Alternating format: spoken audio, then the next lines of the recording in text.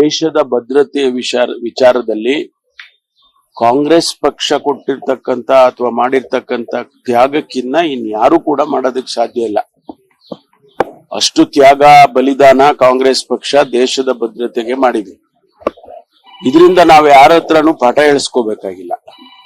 ಅದಕ್ಕೋಸ್ಕರ ಕಾಂಗ್ರೆಸ್ನವರು ಮೃದು ಧೋರಣೆ ತೋರಿಸ್ತಾರೆ ಅಂತ ಹೇಳಿದ್ರೆ ನಾವು ಹಾಗಾದ್ರೆ ಅಭದ್ರತೆ ಇರ್ಲಿ ಅಂತ ಬಿಟ್ಬಿಡ್ತೀವ. ನಾವು ದೇಶದ ಭದ್ರತೆಯನ್ನ ಕಾಪಾಡ್ತಕ್ಕಂಥದ್ದು ನಮ್ಮೆಲ್ಲರ ಜವಾಬ್ದಾರಿ ಇದೆ. ಆದ್ರೆ ಹೆಚ್ಚಿನ ಅಂಶ ಯಾರು ಅಧಿಕಾರದಲ್ಲಿರ್ತಾರೆ ಅವರು ತೀರ್ಮಾನಗಳನ್ನು ತಗೊಳ್ಳೋದಕ್ಕೆ ಅವರಿಗೆ ಅವಕಾಶ ಇದೆ.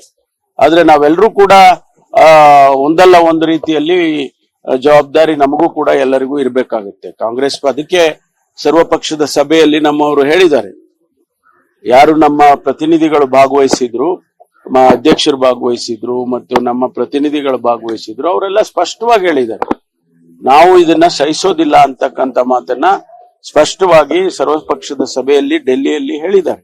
ದೇಶದ ಭದ್ರತೆಯ ವಿಚಾರದಲ್ಲಿ ಕಾಂಗ್ರೆಸ್ ಪಕ್ಷ ಕೊಟ್ಟಿರ್ತಕ್ಕಂತ ಅಥವಾ ಮಾಡಿರ್ತಕ್ಕಂತ ತ್ಯಾಗಕ್ಕಿನ್ನ ಇನ್ಯಾರು ಕೂಡ ಮಾಡೋದಕ್ಕೆ ಸಾಧ್ಯ ಇಲ್ಲ. ಅಷ್ಟು ತ್ಯಾಗ ಬಲಿದಾನ ಕಾಂಗ್ರೆಸ್ ಪಕ್ಷ ದೇಶದ ಭದ್ರತೆಗೆ ಮಾಡಿದೆ.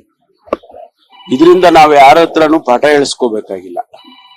ಅದಕ್ಕೋಸ್ಕರ ಕಾಂಗ್ರೆಸ್ನವರು ಮೃದು ಧೋರಣೆ ತೋರಿಸ್ತಾರೆ ಅಂತ ಹೇಳಿದ್ರೆ ನಾವು ಹಾಗಾದ್ರೆ ಅಭದ್ರತೆ ಇರ್ಲಿ ಅಂತ ಬಿಟ್ಬಿಡ್ತೀವ. ನಾವು ದೇಶದ ಭದ್ರತೆಯನ್ನ ಕಾಪಾಡ್ತಕ್ಕಂಥದ್ದು ನಮ್ಮೆಲ್ಲರ ಜವಾಬ್ದಾರಿ ಇದೆ.